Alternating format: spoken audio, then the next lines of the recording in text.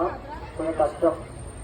అలా తినగలుగుతున్నామంటే అట్లా మనకి ఛాన్స్ వస్తుందంటే అదే లక్ష్మి.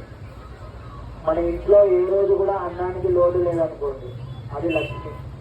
మనం ఎవరైనా ఏమన్నా అడిగితే మనం ఇచ్చే స్థాయిలో ఉన్నామనుకోండి, అది లక్ష్మి. అయితే మరి లక్ష్మీ గణపతి హోమం అని విన్నారా మీరందరూ కూడా? లక్ష్మీ గణపతి హోమం అంటారు.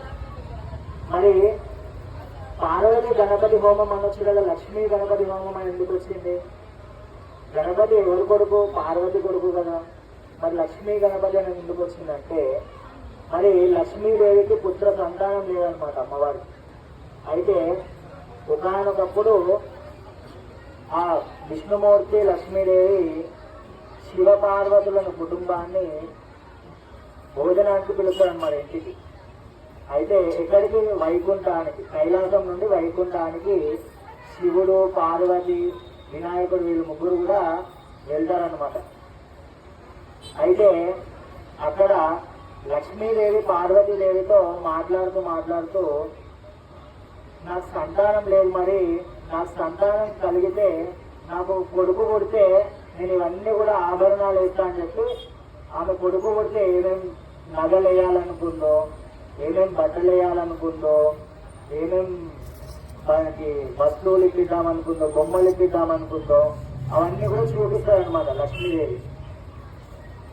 అయితే అప్పుడు గణపతి అవన్నీ కూడా చూసి, అమ్మ నీకు కొడుకు లేదని ఎవరు చెప్పారు, నీ వెంటనే ఉన్నాడు కదా నీ కొడుకు అని అన్నాడంట. నా వెనుకున్నాడా ఎవరని చెప్పి లక్ష్మీదేవి వెనక్కి తిరిగి చూసిందంట. వెనక్కి తిరిగి చూస్తే మళ్ళా గణపతి అక్కడ కనిపించిందంట. అయితే అప్పుడు లక్ష్మీదేవికి అర్థమైంది, ఈ వినాయకుడే నాకు కూడా కొడుకు అని చెప్పి అనుకుందనమాట. అప్పుడు పార్వతీదేవి ఏం చేసిందంటే ఆ వినాయకుడిని లక్ష్మీదేవికి దత్తత ఇచ్చిందనమాట. కాబట్టి ఆ గణపతి లక్ష్మీదేవి కూడా కొడుకు అవుతాడు. అందుకే మనకి ఏదైనా పెద్ద షాప్ ఓపెనింగ్ చేద్దామన్నా కూడా, ఏదైనా గృహప్రవేశం చేసినా కూడా దాంట్లో ఒక ఫోటో పట్టుకుంటాం మనం. ఏంటి? గణపతి, లక్ష్మీదేవి, సరస్వతీదేవి. అంటే మనకి గణపతి, మనం ఏ పని చేయాలన్నా కూడా మనకి ఆటంకాలు రాకూడదు కాబట్టి మనం గణపతి పూజ చేస్తాం ఫస్ట్గా. ఆ తర్వాత లక్ష్మీదేవి. లక్ష్మీదేవి ఉంటే మనకి ధనము, ధాన్యము, మనం సుఖ సంతోషాలతో ఉంటాం.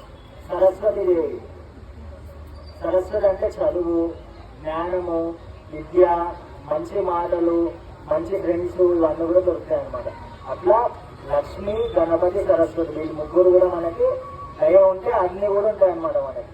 కాబట్టి